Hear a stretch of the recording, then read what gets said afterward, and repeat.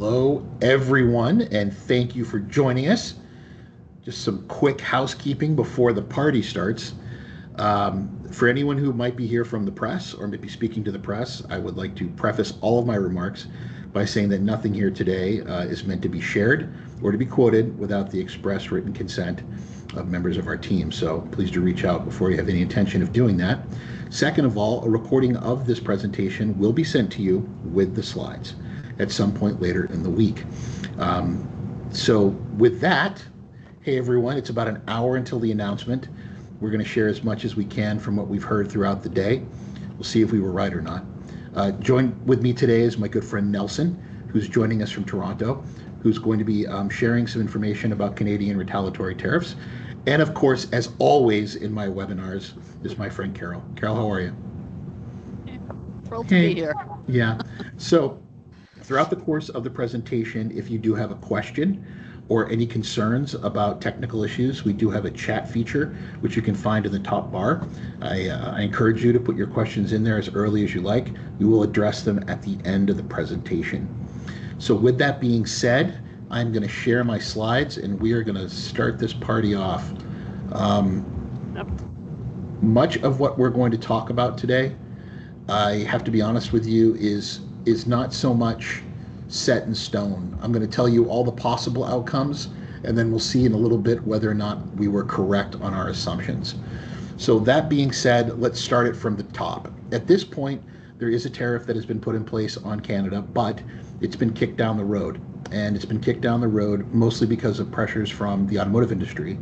So at this point, there are tariffs on Canadian and Mexican goods that do not qualify for our free trade agreement with those two jurisdictions, Canada and Mexico. And one of the first questions everyone's going to have is, are we going to revoke USMCA or revoke that protection from these IEEPA tariffs? The answer is we don't know. We'll find out here pretty soon, but odds are they will be kicked down the road after today's announcement. The second tariff that we're talking about today is the one on China. So at this point, we're at 20%. And that's again an IEEPA tariff, International Economic Emergency Powers Act. And that tariff has been in place now for 2 months. It's gone up 10% from its original number.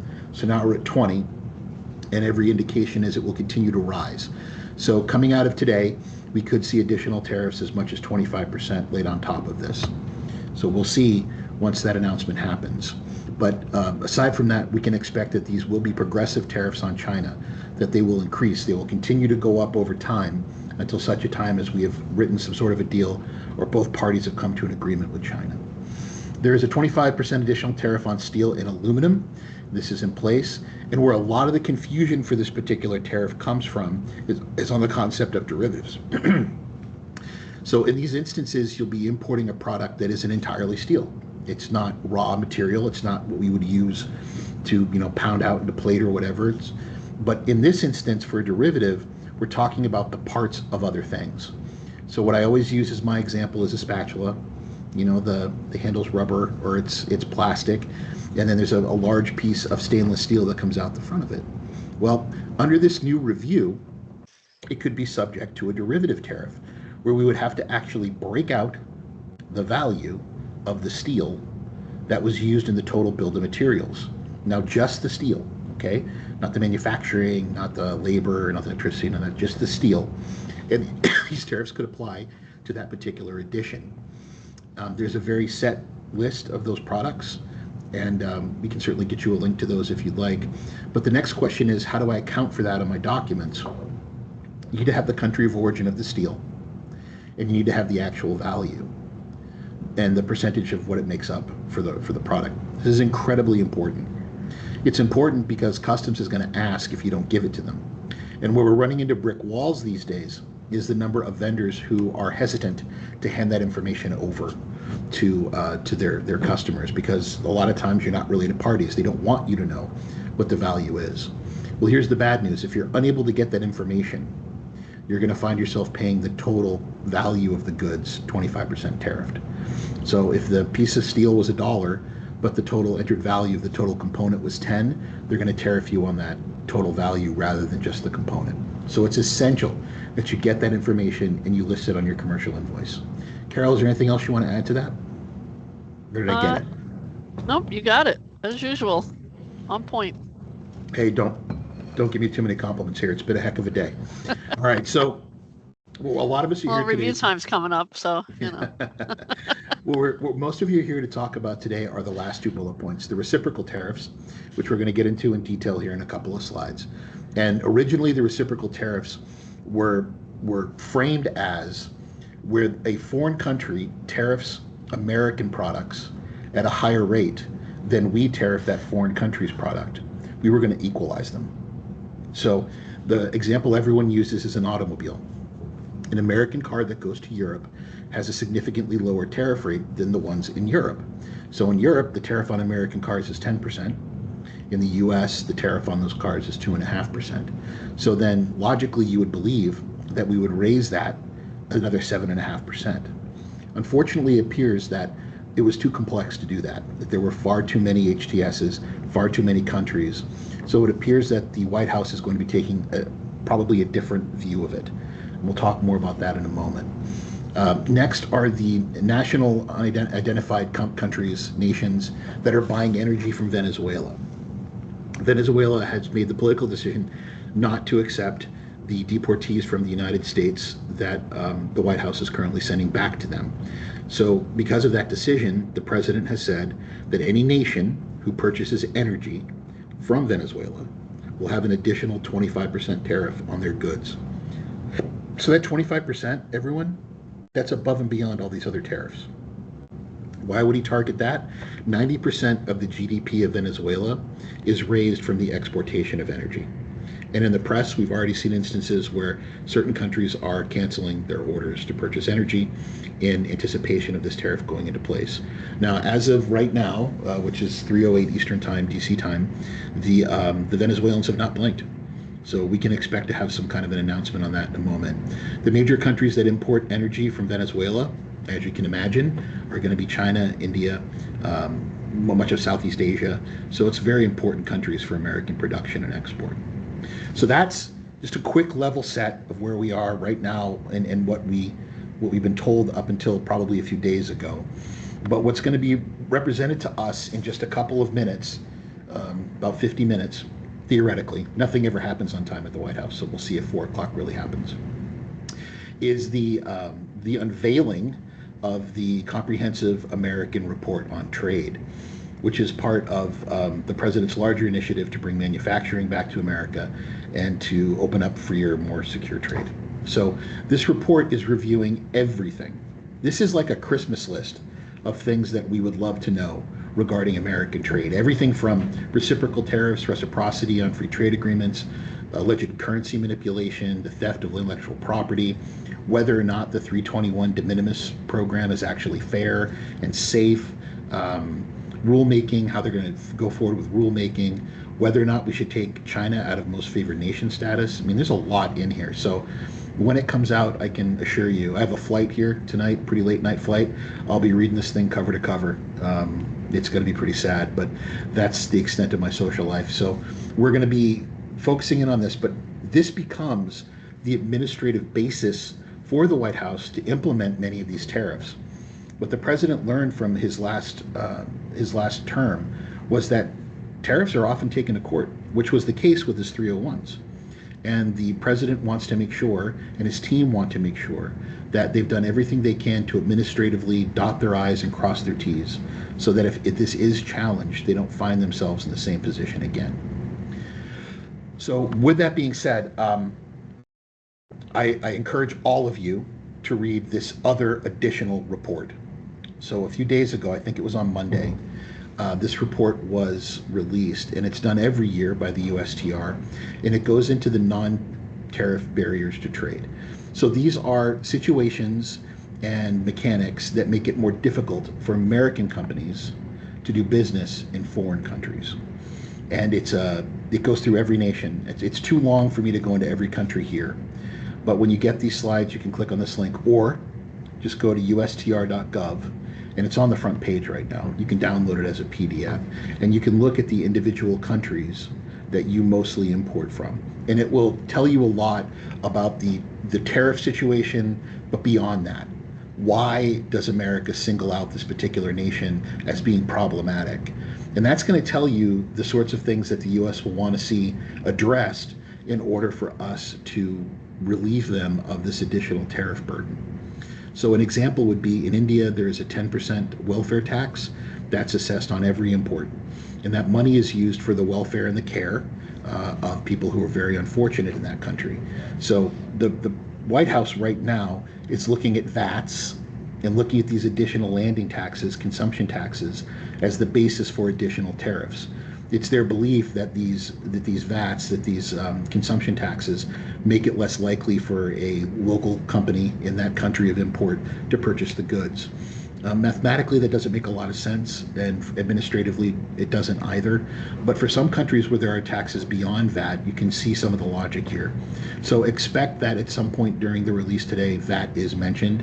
And again, I'm not sure if that's the basis for additional tariffs, but it certainly is being used as something to puff up the need for them. Please do read this report for the nations that you're engaged in. I can't recommend it enough, because when the people you work with begin to ask you, well, what does the president want? What does the White House want? You'll be able to give them some real cliff notes here about the kinds of things that we'll want to see changed in order to get that preferential treatment that that country wants. So what are the countries? By now, many of you have heard of this idea of the Dirty 15, and originally the president had 12 countries that he was focused on. Those 12 countries that they were focused on were harkened back to the film The Dirty Dozen, which you may remember. Fantastic film, by the way. But as they began to add countries, it was no longer 12, it was 15. Now, the Secretary of Commerce came out on television and said, no, it wasn't 15 countries. It was the 15% of most of our trade with these countries. So there's a 15%. There's more than that for countries. Then on Monday, the president was quoted saying, we're not just going to target 15 countries, we're targeting everybody, which leads one to believe that there will be a universal tariff. So the likely outcome today is that the president is going to announce tariffs that are actually banded. So there'll be different tariffs on different countries and different tariffs on certain industries. So imagine, if you will, that there's one country that we have a particularly good relationship with. We don't want to rock the boat on too much. They will just look at certain industries that are strategically important to the United States, and they will apply lower tariffs, as opposed to other countries where we don't have the best political alignment, where we're pretty deep into fighting in the weeds right now. There could be more of these particular areas that are hit with a significantly higher tariff. And there could be countries where that 20% is probably put on all products. So that's the likely outcome that we're going to see here in 45 minutes or so, theoretically, okay? Now, it's so important to note that the US and foreign nations have been negotiating up until right now, up until the announcement probably. The Deputy Prime Minister of India got on a plane last night and flew to the US to have a conversation with the White House. And last night it was widely reported in the press that the United States and India have agreed on a framework for a free trade agreement. Vietnam, same situation, widely reported in the press. They've sent their deputy prime minister to the United States to have conversations and a trade envoy on what they can do to avoid these. And over the course of the past few days, you've seen precipitous drops in tariffs from that particular nation. So you're seeing that the negotiations are still ongoing, which also would lead one to believe that for some of these countries, not all of them, but for some of these countries, the tariffs may not be immediate. Because in the case of India and Vietnam as examples, it's not just the prime minister that's able to make the decision here. There's a lot of moving parts that will require some politicking in their own country to make it happen. So it would not be surprising to me at all if there was a 90-day or whatever, stay of execution on some of these tariffs. But if you're wondering what's probably going to get hit the hardest, it's going to be these 15 countries that you see in front of you now. If I were to add any other ones that I speculate against, one of them will be Turkey, but that's wrapped up in the EU. So we'll see what that looks like. Now, don't get confused, right? Because I said for some countries, there could be a push on these where they get time before they implement them. But where the president says with immediate effect, he means immediate effect. It's been said over and over again in the press this week. Whatever tariffs are announced today that go into immediate effect will be in effect after 12:01 today. So if you have something on the water, too bad. Got something arriving in a couple of days, too bad. If it showed up at 12:05 tonight, if the vessel pulled into the port and arrived at 12:05, too bad. So for the nations where there is a tariff that goes into place, those tariffs are likely to go into place at 12:01 tonight. And that's not the best of news. I understand that, but it's the reality that we're in right now. So we'll see what happens with that. Now, just very quickly before I hand it over to Nelson for a few minutes to talk about Canada, another announcement that's going to happen today, according to the press again, is that the president is going to announce the External Revenue Service. And we've heard a lot about this going back to prior to the inauguration from the current administration. The External Revenue Service is not just an extension of customs. The idea here is to put financial pressure on foreign countries' manufacturing infrastructure. And the reason and the way that this would happen is that a foreign supplier would have to come to the External Revenue website, put in the harmonized tariff code and the value of what they intend to export to America, and then be told at that point they would have to pay their tariffs. So imagine, if you will, a foreign supplier in China, in India, in Vietnam, who is about to export something to America. And before they can export it, they have to pay their tariffs up front. For many of you, you have terms of 30, 60, 90, 120 days. And you're saying to your foreign supplier, you have to make that payment up front. And I will pay for that when I pay for the cost of goods sold.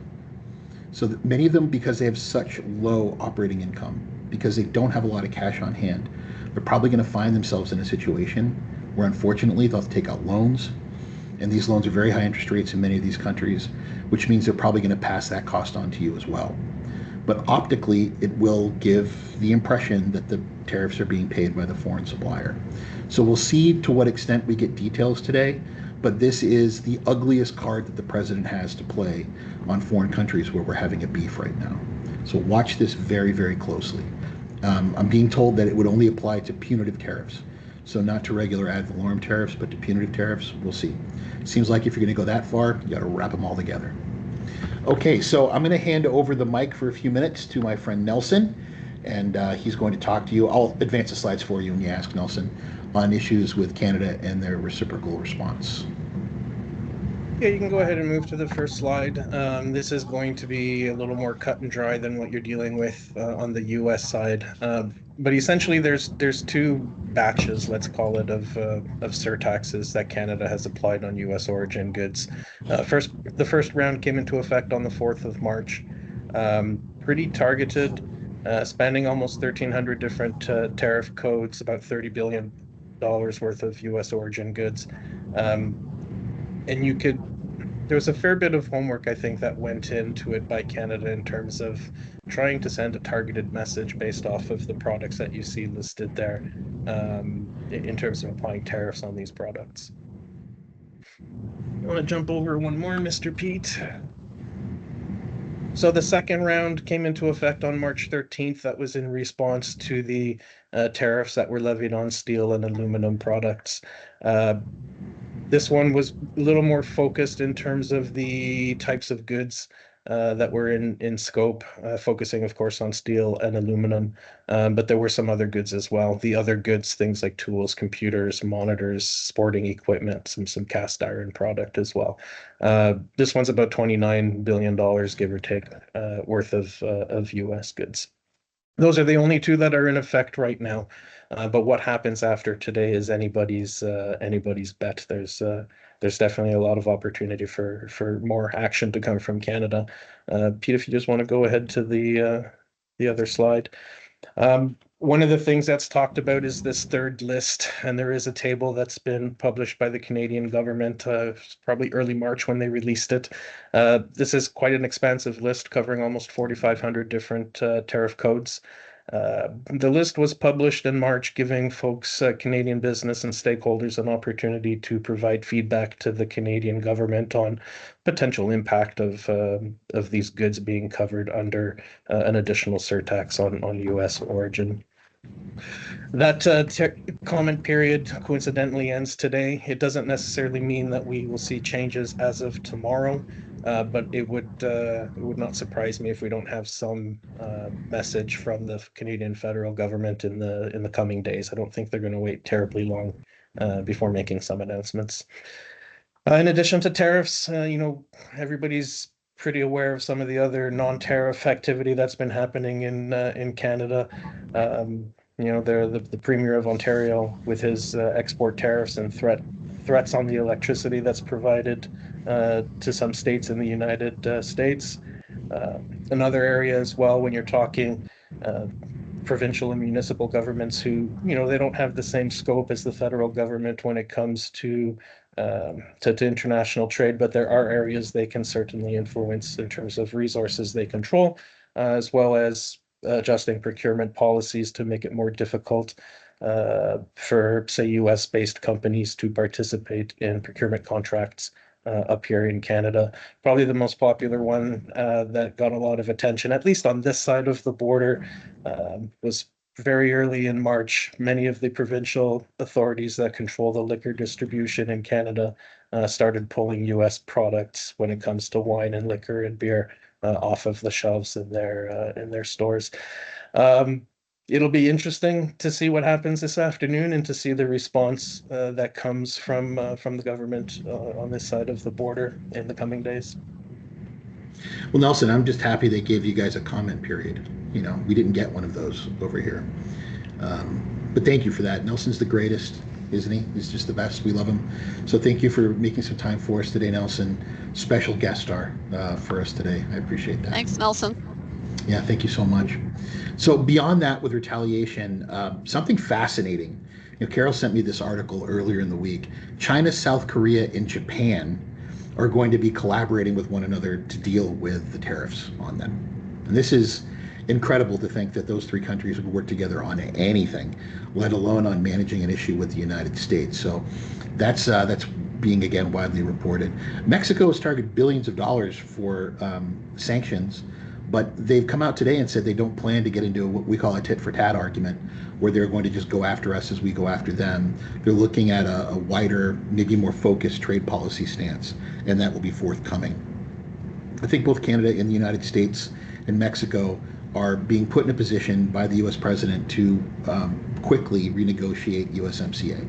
I think that ultimately that is what the White House wants. They want to see this negotiated, prior to the 2026 date that we have already had in place. They want to see it get done now. So the pressure will probably remain, and the threat of tariffs will probably remain until such a time as it is renegotiated.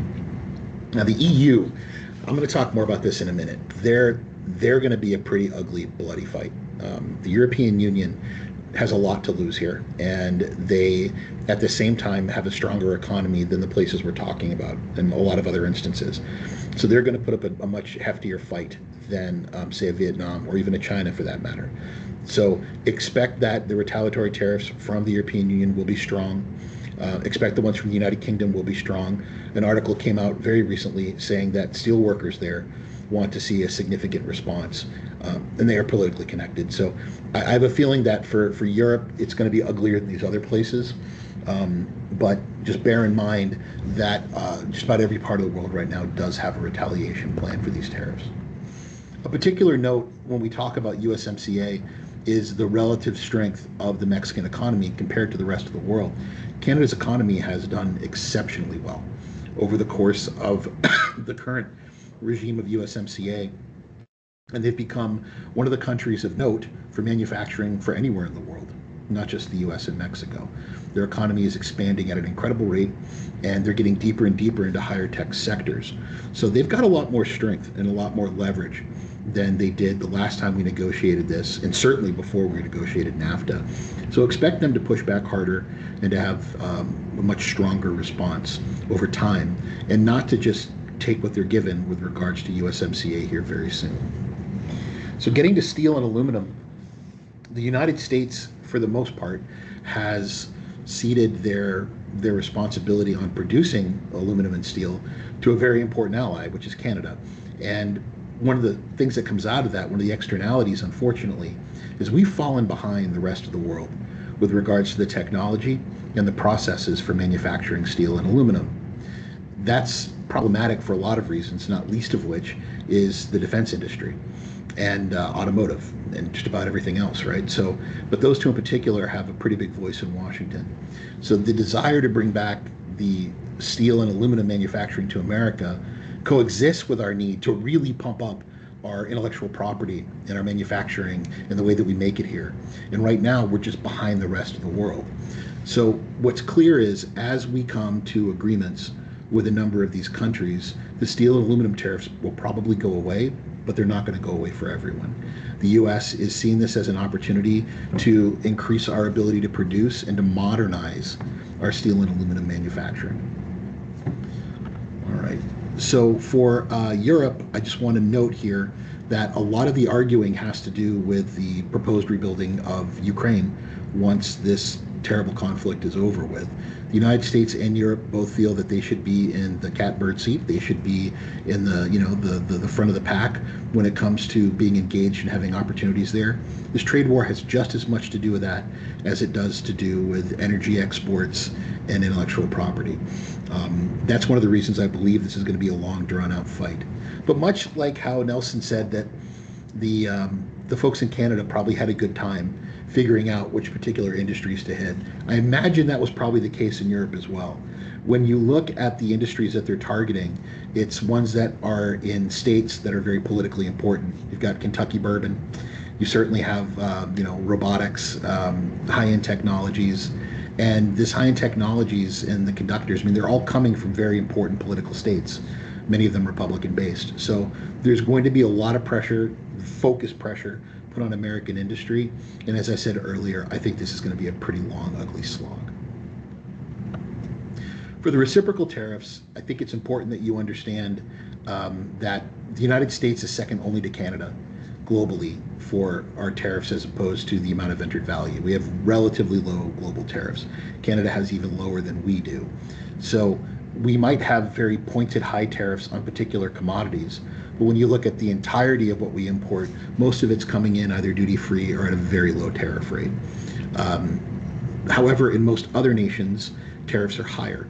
An example of that would be our friends in India, who have a ridiculous, horrendously high tariff rate. It's a flat 15% plus that 10% tariff that we talked about, or tax for welfare tax. And the United States is looking for ways to use our leverage as a consumption nation to have these other nations bring down that number. President Trump and Mr. Modi are friends. He has been quoted a number of times saying the only leader in the world that he considers a personal friend is Mr. Modi, and they've been working very hard to deal with these tariffs. Much of American trade policy has been about moving manufacturing out of China and into India and Mexico. So the end game here is pretty clear. We want to send as much energy as we possibly can to India, and we want to give Mexico as much opportunity as we can to manufacture. One of the real problems right now with India is their a constant desire to buy energy. They have to. They're an incredibly fast-growing economy. And right now they're buying it from Iran and from Russia, two countries that we don't have the best relationship these days. So one of the things that you will likely see from any agreement between these countries, India and the United States, is some sort of a secession or some sort of a precipitous drop of purchasing energy from those two particular countries. So expect to see that as part of the argument. In South America, Brazil and Argentina are also on the list of nations that we're focused on pretty closely. A lot of that is because of the difficulties of American companies to work there. But second of all, it has to do with tax policy, tariffs, and certain regional taxes associated with that. So expect to see that will probably be front of mind. You see a lot in the news in the first couple of days of these tariffs. And then, of course, there's the problem that both Mexico and much of Southeast Asia both share. A lot of those factories are owned and opened by Chinese financial interests. So in effect, they're taking advantage of the free trade agreement by opening up facilities there, and then the profit will go back to China, which was not in the spirit of what NAFTA was built for.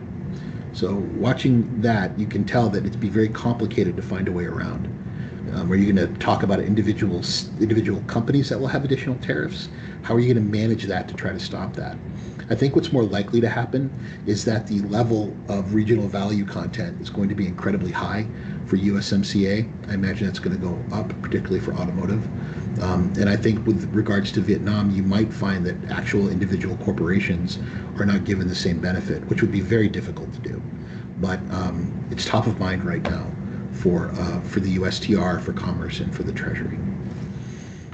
So just speaking from an American, I guess, news cycle attitude, most Americans aren't real happy about additional tariffs. Also, most Americans don't understand tariffs on a intellectual level. So a lot is being done right now to try to educate people. I'm sure all of you on this call have probably had pretty interesting conversations recently about how tariffs work, but these are not very popular. And a main reason for that, of course, is inflation. The United States has been, like the rest of the world, fighting inflation ever since the COVID tragedies and ever since that ended, and will be continuing to fight inflation. As we continue to put tariffs on imports, it ultimately raises the cost of what we buy as consumers. Now, there will be instances where companies are able to get a foreign supplier to absorb that cost, but I think that they'll be relatively rare, and to get them to absorb all the cost, even rarer so. And there is a lot right now in the press, you can Google it, about very large box retailers pushing back on suppliers and asking them to take on part of the burden of these new additional tariffs. So we don't want these tariffs to continue. And China is very concerned about keeping their economic machine moving. They can't afford to not have an America buying their goods. So it would lead one to believe that logically, these two parties who would gain more of cooperation will find a way to do so. There is a meeting that the president is supposed to have with Xi Jinping in Beijing in May. And most people believe that out of that meeting will be a new agreement, if not the exact same agreement, that we had prior to COVID, the Phase 1 Chinese Free Trade Agreement, or trade agreement, excuse me. And that trade agreement was really focused on trying to find ways to limit the theft of intellectual property, to increase the amount of energy and agriculture being sent to China, to look for ways to address the use of forced labor and prison labor, and ultimately to find a way to bring these two nations into a situation where there were fewer tariffs on each other's goods. So it's likely that these two parties will find a way to cooperate outside of that proposed meeting, and I'd be watching that very carefully. Now, on the economic front, how it will probably affect American purchasing. When you look at this graph, what you'll see on the left axis is the increase in effective tariff rate. So we're hearing a lot about 10 to 20%. And then if you go across the bottom axis, what you'll see is products that are either entirely imported or have a tremendous amount of imported material inside them. And it's most things. It's particularly big on what American homes are purchasing every day, whether it's automotive, telephone equipment, furniture, retail, household appliances. But some of them might surprise you. Things like beauty aids. Anything that has petroleum in it is probably going to have some type of an impact here. And then also, we're looking very closely at jet fuel. I mean, this could have an impact, of course, on our travel plans if it were to go on for a long time. Both parties don't want to see this continue, particularly with China and the United States. Europe, different story. But there's going to be a fight on this because we want to see it end. So escalate to de-escalate, because we're terrified of increasing inflation on the American consumer at this point. Okay, I'm going to go through one more slide, and then we're supposed to spend the rest of the time with questions and answers. But a lot of questions have been sent our way about the proposed Chinese vessel fees. The Department of Defense in the United States has identified that a lack of shipping, a lack of a U.S. merchant marine, is a real problem. It's a real problem for a lot of reasons, not the least of which is if we were to enter into a shooting war with another country, we would lack the possible tonnage to move what we need to move in a safe and secure manner. We would have to depend on our allies and our friends to help us to do that.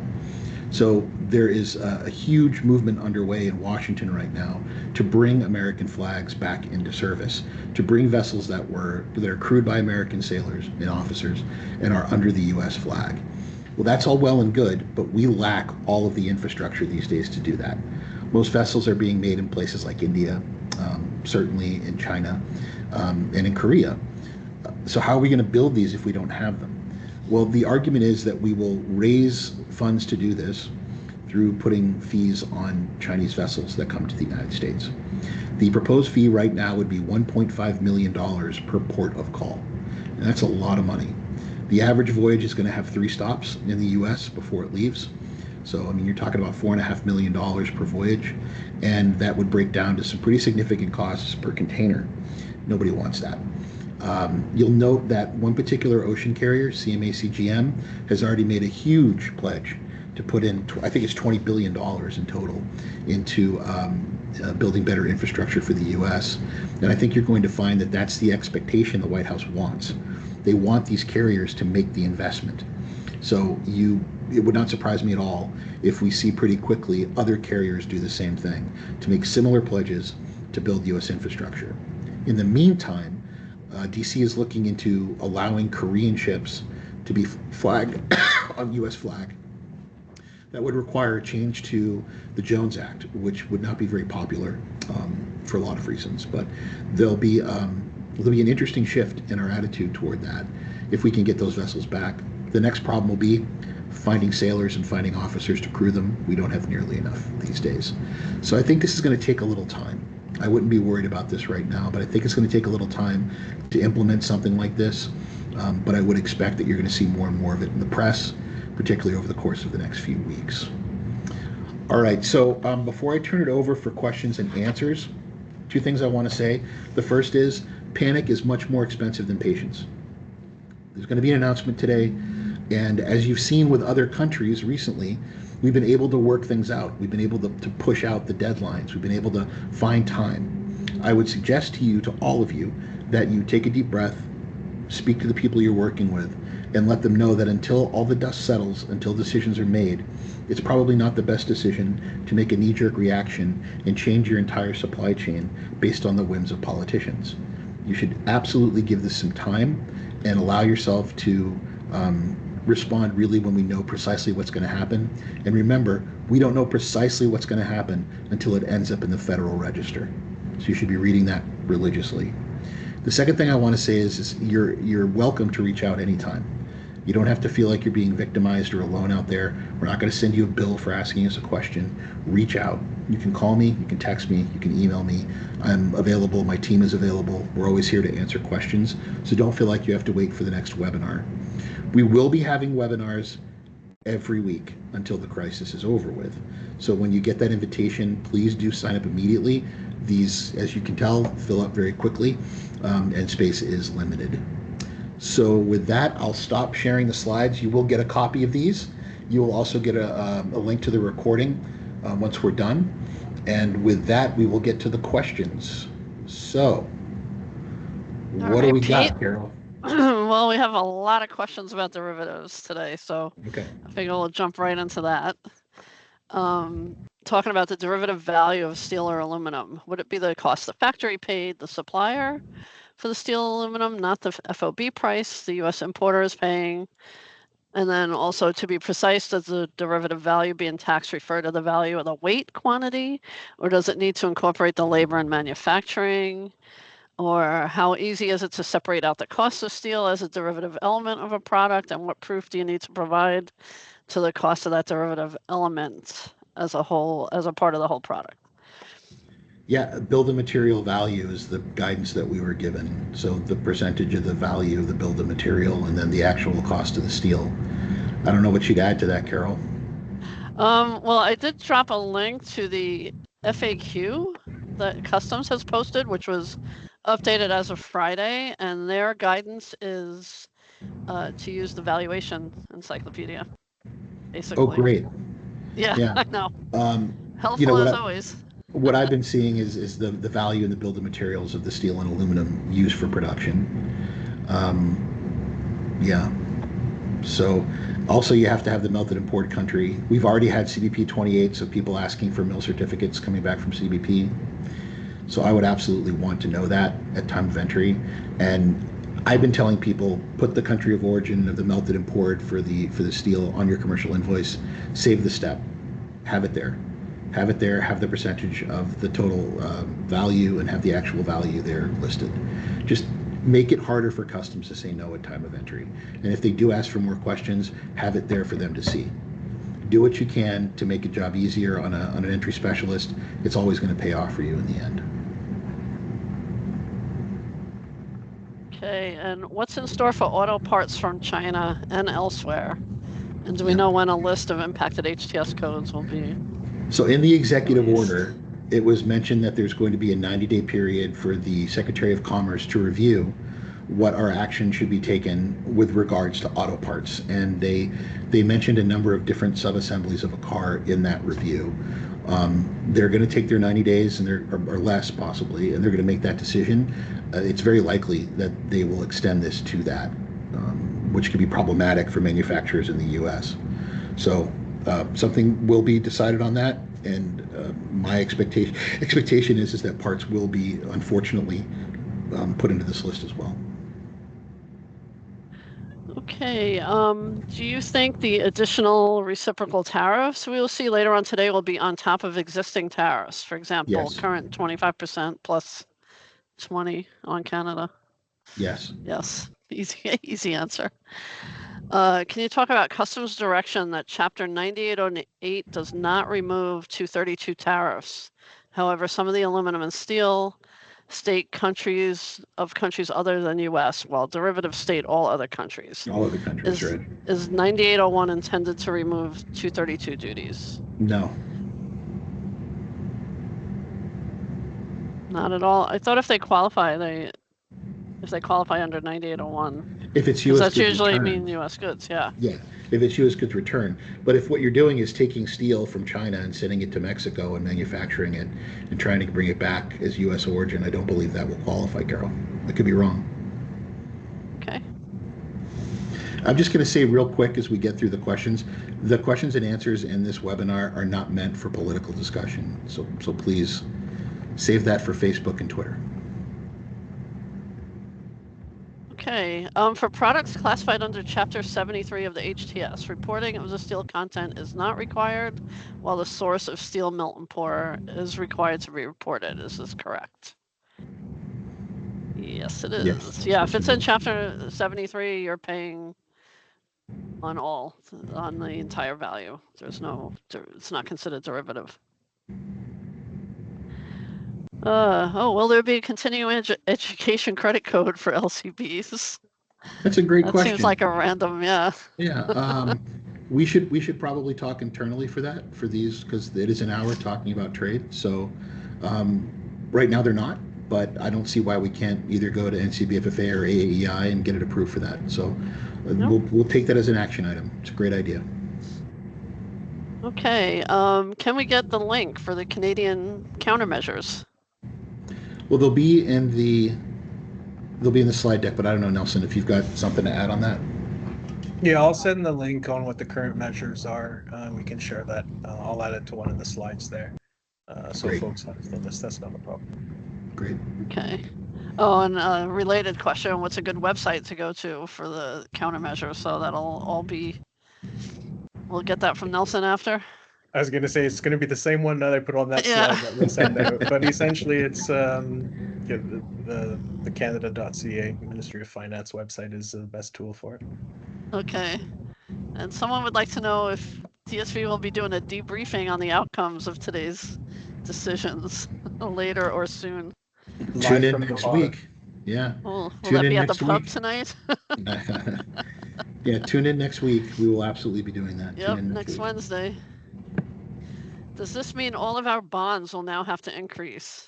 Yes. Yeah, that seems likely. Yeah, and that's been a real industry problem, right? With these increased tariffs, the sureties are coming back, and Yeah. it's been very complicated. That goes back to the 301 tariffs, yeah. So for a lot of you that never paid tariffs before, it's going to be a pretty ugly awakening with these bonds. Do the 25% Canada applying to made in U.S. products, or I'm sorry, does the 25% apply to made in U.S. products only, or any products crossing from the U.S. to Canada? It is, it's a very good question. It is based on US origin products. So not just shipping from the US, but it has to be US origin. And the way that they define US origin in these particular orders is not based off of USMCA rules. It's based off of Canada calls them the marking rules for non-CUSMA countries or for CUSMA countries, sorry. It's it's very much in line with what you would see, except I think it doesn't contain regional value content. It's focused more on wholly obtained produced, meeting tariff shift rules or having essential character. But if you're familiar with trying to qualify goods under USMCA, those marking rules will look very familiar. Okay, sorry, I lost my place here. If this 1.5 million per port of call fee happens, would it not stand to reason that the smaller ports will be killed due to vessels omitting them to avoid costs, like such as Boston, Philly, Baltimore, Oakland? I don't know. I'm the customs guy. Yeah, in all honesty, that's not something I've really explored. So I'd take that up with my counterpart in Ocean, Ben Kaufman. He'd probably talk your ear off about it, but that's not something I'm really in a position to address. Okay, how about why is the preservation of the Jones Act so popular and important if the U.S. is not buying, building, selling, or crewing new ships?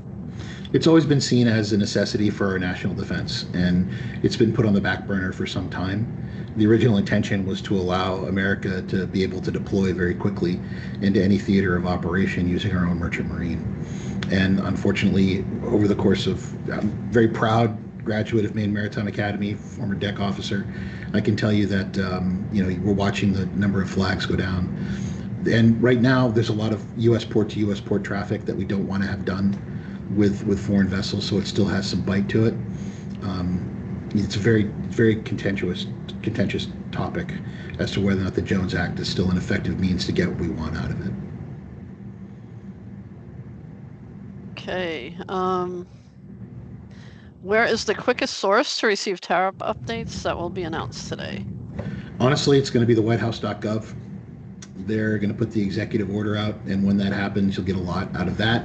And then the USTR.gov, they'll be putting out their report, and I think that's required reading for any trade nerd. So I would absolutely get on that. The Federal Register for how things are going to be executed, that's again required reading for anybody who's in this world. And of course, as soon as I hear anything, I put it on LinkedIn, much to the chagrin of our wonderful people in marketing. But that's something else that I generally do. At this point, though, the best source for information is whitehouse.gov and USTR.gov and the Federal Register. Okay, is USMCA going away? I can't imagine so. No.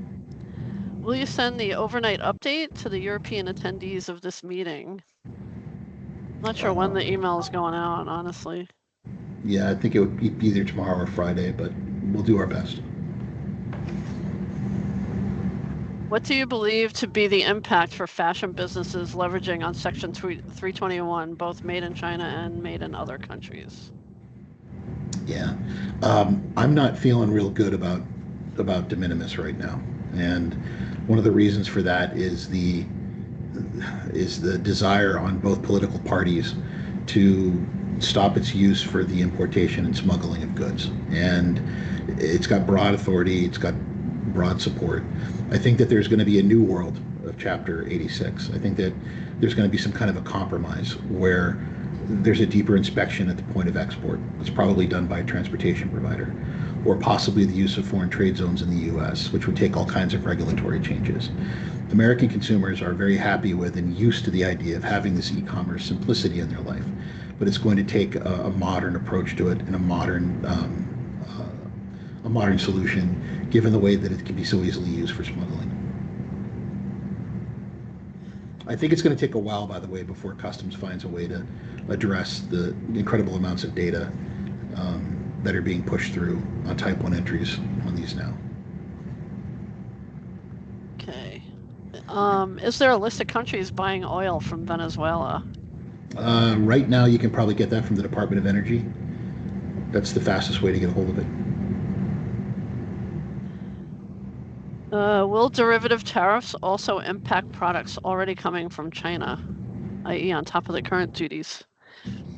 Yes. That would be a big yes, right? Are there any non-donation HTS codes exempt from the IEPA? No. I don't believe there are. No, I think that pretty much applies to the whole tariff. So if it's so again, I think this is on derivatives. If it's chapter 73, section 232 is on full value. That includes profit, labor, packaging, etc. It would be the price paid or payable, right? Right. First price paid or payable with the intent to export the goods. Okay. Now, so if it's a derivative, that's a different story, but I think we've covered that, beat that dead horse here pretty well today. yeah. Go Mariners. Go Mariners. I'm back to reading in the chat. Yeah, is there a list? Okay, that was asked already, asked and answered. How about returnable tanks or instruments of international traffic? Yep, I believe those are exempt. But you have to qualify them and you have to register them as instruments of international traffic and trade. Do you expect that goods from, do you expect that goods from qualifying for USMCA will continue to be exempt? I sure hope so. Like I said, a lot of gnashing of teeth right now, but I believe that the automotive industry has done a pretty good job of managing the exception. Okay, well, invitees, we sent the invite for the next, yeah, reach out to your DSV representative. We do have the link for next week's webinar. Much bigger room for that one, as it were. So yeah, reach out and we can send you the link to that. But please reach out to your salesperson locally. They're the ones that control all of that. Yep. How fast do you anticipate U.S. manufacturers and traders to increase prices as a result of these tariff increases? I really don't. I haven't done the math on that. I think that would be the kind of speculation that I wouldn't do here.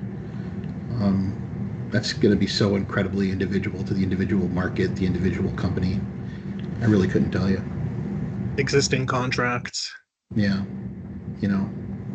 We'll see. Yep. What is your prediction on the impact on importing aluminum from Canada to the U.S. we'll see this evening? Decreased tariffs on steel, aluminum, or USMCA going away and these stacking? Yeah. So again, I do not believe the USMCA is going away. I think that the carve out for that will probably be maintained. We'll find out here pretty soon. But as far as the steel and aluminum tariffs, I don't see those dramatically increasing at this point. Okay. Do you expect duty drawback will continue? For tariffs that are subject to duty drawback, but every time they put one of these new punitive tariffs out, they actually exclude it from drawback. So on the ad valorem tariffs, absolutely. On the old 301, sure. But on the new ones that come out, they specifically mention that you can't use duty drawback to recover the tariffs. Yep, all the IEPA is excluded. Can we still get the updates from next week's meeting if we're not able to make the meeting on 4/9? Yeah, if you register, then the link and the slides are sent to you. Is that a moment to buy a car?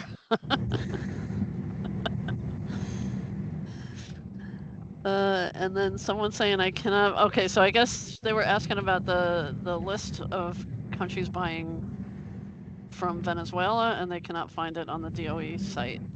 Yeah, I found a number of reports by simply Googling what countries purchased them. There were a number of reports that were there, so I would just suggest starting there. Yep, and I think, any more questions? I don't see anything else in the chat. Someone just posted a link to PBS NewsHour. Excellent. Okay. Great job, and thank you from Sean. All right. Well, we'll close out the questions for now. We do appreciate all of you coming, as I said earlier, and again. We will get you a copy of the slides and the recording as soon as we're able to. Please do reach out to your sales reps and get invited to the next ones. We don't send these out to everybody. We don't publicly post them. So if you're not invited, you will not get the content. So please do reach out to them. And everyone take a deep breath, right? Take a deep breath. Grab yourself a cup of coffee. or whatever it is you plan on having right now, and let's hear what the president has to say. But remember, panic is more expensive than any type of patience. Deep breaths. We'll see you all again Don't next week. panic. Don't panic. And hope is not a Thanks. plan. Thanks, Carol. Words Thanks, of Nelson. wisdom from Uncle Pete. Yeah. Thanks to all of you. Take care now. Bye.